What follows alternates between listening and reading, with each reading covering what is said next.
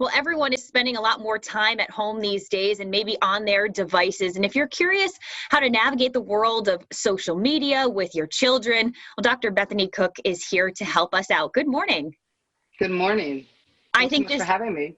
Oh, our pleasure. I think this is such a great topic to talk about because there are so many parents out there and guardians just wondering how to navigate the world of social media. Maybe it wasn't something that they themselves had to deal with when they were a teen or tween, but their kids are going through it, and you have some helpful advice.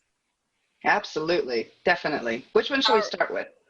So let's jump right in. Just starting the conversation with your children. I think that is a great way to start.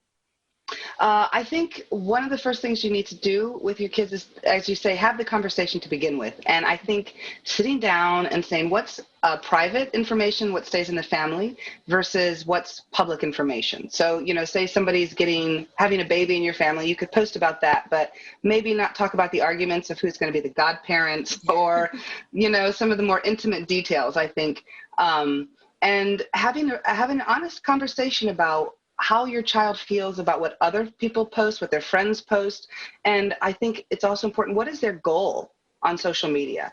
I know a lot of young kids right now are trying to be the next YouTube star. And to get to that status and level, sometimes it forces children to do things that they might not normally want to do or might put them in a compromised position for years down the road. And so I think it's so important for parents to, as you say, start the conversation. What are we doing here? Why are we on social media? What apps do you like? What is your goal here? Yeah, so you also definitely suggest maybe providing some examples of if they do post some information that could somehow be harmful or hurtful to someone else, they need to know what the consequences might be. Absolutely. And I think, first of all, identifying boundaries, like what is okay for you guys to post, what's not okay. And after that has been discussed and everybody understands, we're all on the same page, we understand, I think the next step would then be, what are the consequences for breaking these rules? And I think that you need to have consequences that are appropriate to maybe, if it's a really bad consequence, they lose their device for a week. But it's very important to have your child involved in the discussion about what's going to go down if things go the wrong way, because they're going to be more apt to follow through with it. And interestingly, I think kids are harder on themselves than parents would be at the end of the day anyways. And I think, what is it going to be? And it doesn't necessarily have to be taking a device away. It could be they have to have an uptick in their chores around the house, or they have to help the elderly neighbor with her groceries, or something like that, that just fosters a sense of community and connection. Because when we lose the device, they're losing a connection as well to their friends and something. So we want to fill that with something positive. Perfect. You mentioned this before, but finding out exactly what apps your kids are into, and maybe do you suggest parents going onto those sites and learning a bit more to really understand, if it's a new app that they've never heard of, what exactly is being shared out there? Absolutely. That's like number one. What are your kids on? What are they using?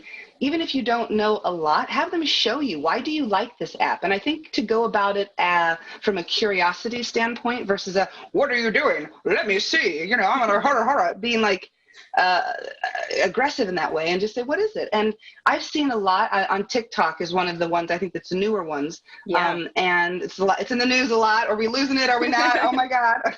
But I've seen a lot of parents doing duets with their kids, and by duets, there's trending dances. So that's why it's important to know what these apps are. So on TikTok, they have what's called trends, and they'll have something that's trending versus a dance or something, just a lot of different things. And so I see parents getting on with their kids and doing that with them, which I think is great. And absolutely knowing what it is that they're doing it for is important. Right. There are some positives that can come out of this. Maybe it's an extra activity that you guys do together. Before we let you go, do you have any last minute advice for parents out there who are trying to tackle this? Oh, take a deep breath. We did not have this growing up. Many of us, unless you're a very young parent, and even then your kids are probably young, but take a deep breath. Do the best that you can, research what the apps are, ask your kid, try not to make it a negative thing between the two of you, make it something you can bond over.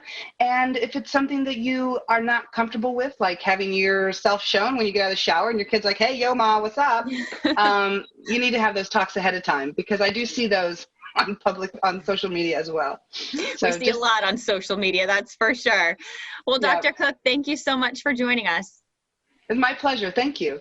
And we're going to put all of your advice up on our website, rhodeshow.com.